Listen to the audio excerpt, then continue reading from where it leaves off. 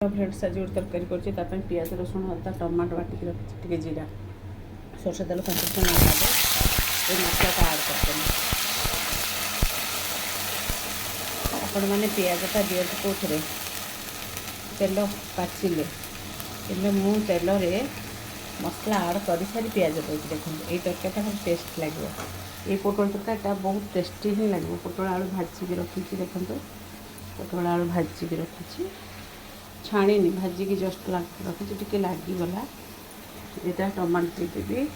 पियाज रसुण अदा पेस्ट लंका पियाज कंचा पियाज दिया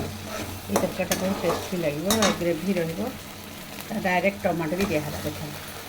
मसला पाचि ये मसला कषि ये पियाज टमाटो देदेवे ये कषि कषि जोटा करेंगे से तरकारीटा बहुत ग्रेवी लगे और टेस्टी ही लगे भल लगे लाइक करेंगे आज मोर पोटल कुड़कुड़ को यहाँ करमा नुह कुड़कुड़